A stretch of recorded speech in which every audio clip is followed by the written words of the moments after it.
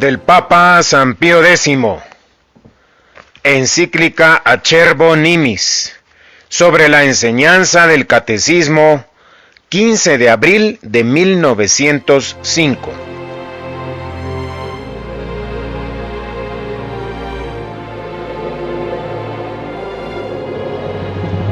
Primero, dolorosas comprobaciones. 1. Causas de los males presentes. Los secretos designios de Dios nos han levantado de nuestra pequeñez al cargo de supremo pastor de toda la grey de Cristo en días muy críticos y amargos, pues el enemigo de antiguo anda alrededor de este rebaño y le tiende lazos con tan pérfida astucia que ahora, principalmente, parece haberse cumplido aquella profecía del apóstol a los ancianos de la iglesia de Éfeso. Sé que os han asaltado lobos voraces que destrozan el rebaño. Hechos 20:29. De este mal que padece la religión, no hay nadie, animado del celo de la gloria divina, que no investigue las causas y razones, sucediendo que, como cada cual las haya diferentes, propone diferentes medios conforme a su personal opinión para defender y restaurar el reinado de Dios en la tierra. No proscribimos, venerables hermanos, los otros juicios, mas estamos con los que piensan que la actual depresión y debilidad de las almas, de que resultan los mayores males, provienen principalmente de la ignorancia de las cosas divinas. Esta opinión concuerda enteramente con lo que Dios mismo declaró por su profeta Oseas. No hay conocimiento de Dios en la tierra. La maldición y la mentira, y el homicidio, y el robo, y el adulterio lo han inundado todo. La sangre se añade a la sangre, por cuya causa se cubrirá de luto la tierra, y desfallecerán todos sus moradores. Oseas 4. 2. Ignorancia de la religión. Cuán comunes y fundados son, por desgracia, estos lamentos de que existe hoy un crecido número de personas en el pueblo cristiano que viven en suma ignorancia de las cosas que se han de conocer para conseguir la salvación eterna. Al decir pueblo cristiano, no nos referimos solamente a la plebe, esto es, a aquellos hombres de las clases inferiores a quienes excusa con frecuencia el hecho de hallarse sometidos a dueños exigentes y que apenas si pueden ocuparse de sí mismos y de su descanso, sino que también y principalmente hablamos de aquellos a quienes no falta entendimiento ni cultura, y hasta se hallan adornados de una gran erudición profana, pero que, en lo tocante a la religión, viven temeraria e imprudentemente. 3. Indiferencia ante las verdades religiosas. Difícil sería ponderar lo espeso de las tinieblas que con frecuencia los envuelven y, lo que es más triste, la tranquilidad con que permanecen en ellas. De Dios, soberano autor y moderador de todas las cosas, y de la sabiduría de la fe cristiana, para nada se preocupan, y así nada saben de la encarnación del Verbo de Dios, ni de la redención por Él llevada a cabo. Nada saben de la gracia, el principal medio para la eterna salvación. Nada del sacrificio augusto, ni de los sacramentos por los cuales conseguimos y conservamos la gracia. En cuanto al pecado, ni conocen su malicia ni su fealdad, de suerte que no ponen el menor cuidado en evitarlo, ni en lograr su perdón. Y así llegan a los últimos momentos de su vida, en que el sacerdote, por no perder la esperanza de su salvación, les enseña sumariamente la religión, en vez de emplearlos principalmente, según convendría, en moverles a actos de caridad. Y esto, si no ocurre, por desgracia con harta frecuencia, que el moribundo sea de tan culpable ignorancia, que tenga por inútil el auxilio del sacerdote, y juzgue que pueda traspasar tranquilamente los umbrales de la eternidad, sin haber satisfecho a Dios por sus pecados. Por lo cual, nuestro predecesor, Benedicto XIV, escribió justamente: afirmamos que la mayor parte de los condenados a las penas eternas padecen su perpetua desgracia por ignorar los misterios de la fe que necesariamente se deben saber y creer para ser contados entre los elegidos.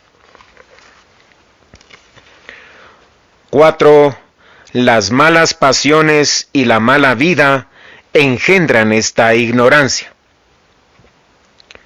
Siendo esto así, venerables hermanos, ¿qué tiene de sorprendente, preguntamos, que la corrupción de las costumbres y su depravación sean tan grandes y crezcan diariamente, no solo en las naciones bárbaras, sino aún en los mismos pueblos que llevan el nombre de cristianos? Con razón decía el apóstol San Pablo escribiendo a los de Éfeso: la fornicación y toda especie de impureza o avaricia, ni aun se nombre entre vosotros, como corresponde a santos, ni tampoco palabras torpes, ni truhanerías. Efesios 5:3 y siguientes. Como fundamento de este pudor y santidad, con que se moderan las pasiones, puso la ciencia de las cosas divinas. Y así mirad, hermanos, que andéis con gran circunspección, no como necios, sino como prudentes. Por lo tanto, no seáis indiscretos, sino atentos sobre cuál es la voluntad de Dios. Efesios 5:15. Segundo, necesidad de la instrucción religiosa y sus beneficios. Sentencia justa, porque la voluntad humana apenas conserva algún resto de aquel amor a la honestidad y la rectitud puesto en el hombre por Dios creador suyo, amor que le impulsaba hacia un bien, no entre sombras, sino claramente visto. Mas, depravada por la corrupción del pecado original y olvidada casi de Dios, su hacedor, la voluntad humana convierte toda su inclinación a amar la vanidad y a buscar la mentira. Extraviada y ciega por las malas pasiones, necesita un guía que le muestre el camino para que se restituya a la vía de la justicia que desgraciadamente abandonó.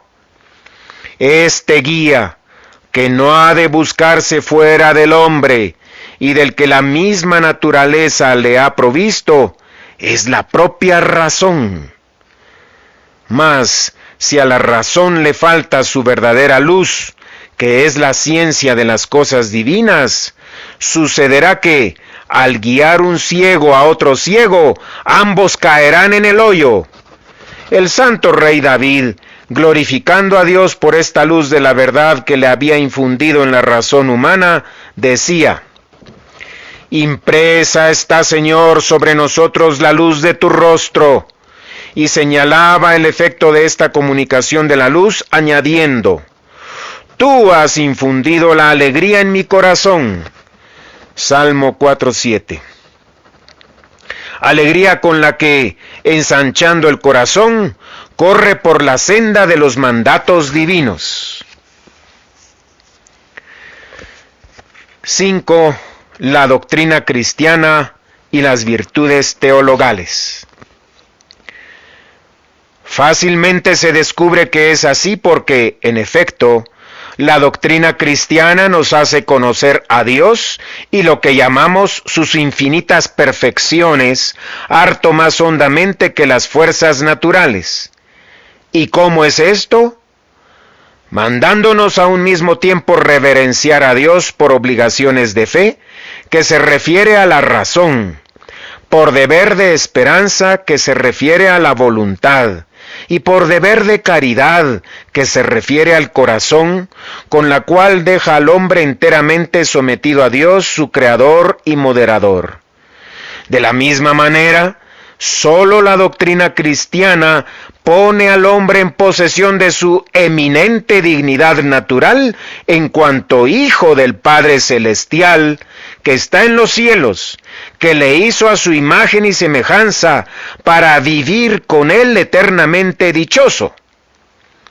Pero de esta misma dignidad y del conocimiento que de ella se ha de tener, infiere Cristo que los hombres deben amarse como hermanos y vivir en la tierra como conviene a los hijos de la luz, no en comilonas y borracheras, no en deshonestidades y disoluciones, no en contiendas y envidias. Romanos 13:13.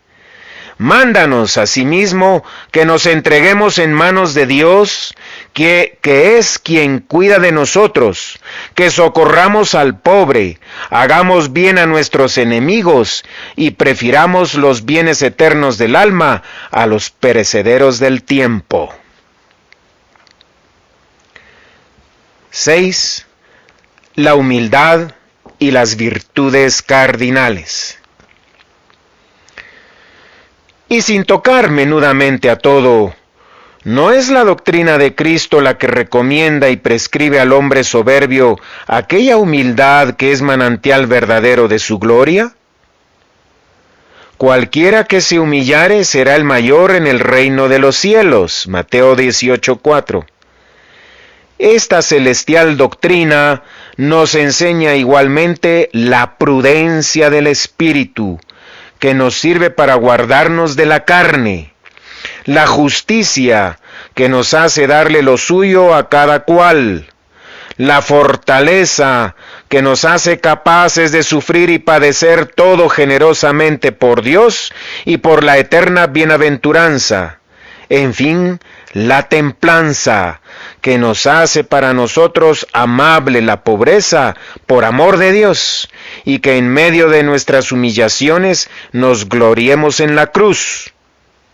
Nos gloriemos en la cruz, de manera que, por la sabiduría cristiana, no solamente nuestra inteligencia recibe la luz que nos permite alcanzar la verdad, pero la misma voluntad queda presa de aquel amor que nos conduce a Dios y nos une a Él mediante el ejercicio de la virtud.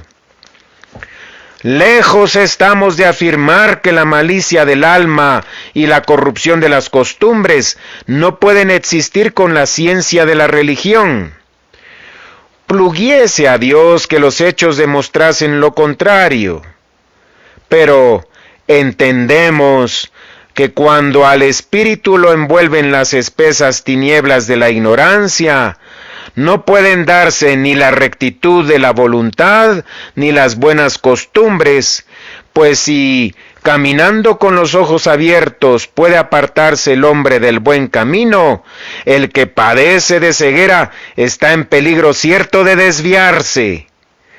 Añádase que en quien no está enteramente apagada la antorcha de la fe, todavía queda esperanza de que se enmiende y sane la corrupción de costumbres.